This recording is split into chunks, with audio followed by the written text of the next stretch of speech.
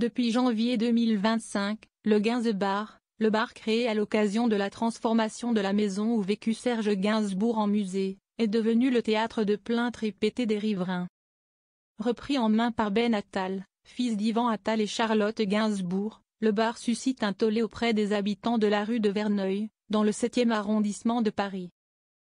Malgré une réputation d'endroit chic et discret, le Gainsbar fait face à des nuisances sonores et des débordements, qui tendent à dégrader la qualité de vie des voisins.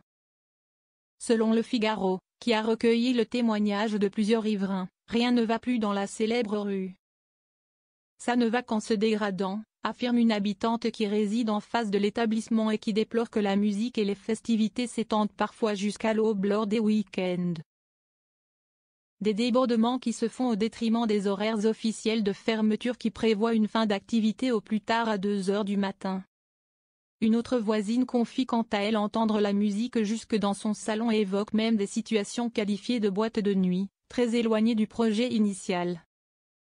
Des vidéos obtenues par nos confrères montrent même des individus ivres faisant du bruit dans la rue, contribuant au malaise des riverains. Et cela uniquement depuis la reprise de l'établissement par Ben Attal en janvier dernier, peut-on lire.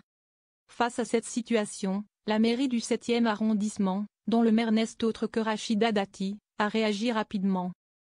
En effet, le nouvel exploitant, Ben Attal, aurait reçu un rappel à l'ordre. Si le Gainsbar ne se conforme pas aux obligations, il sera sanctionné, prévient la mairie, qui a également saisi le préfet de police. Une réunion de médiation, organisée le 30 juin, a réuni le cabinet du maire, Ben Attal, des riverains et la responsable du musée Gainsbourg.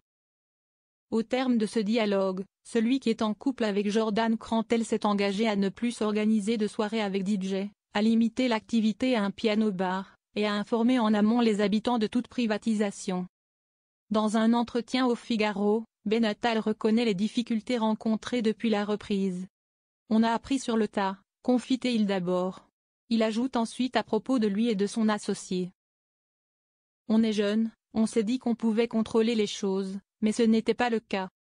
Il affirme néanmoins vouloir s'intégrer de manière bienveillante dans le quartier et éviter que le Gainsbar ne devienne une boîte de nuit.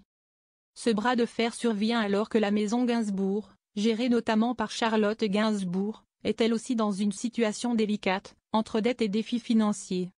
L'enjeu est donc double, préserver le patrimoine et la mémoire de Serge Gainsbourg tout en garantissant la paix des riverains et la pérennité de ce lieu unique.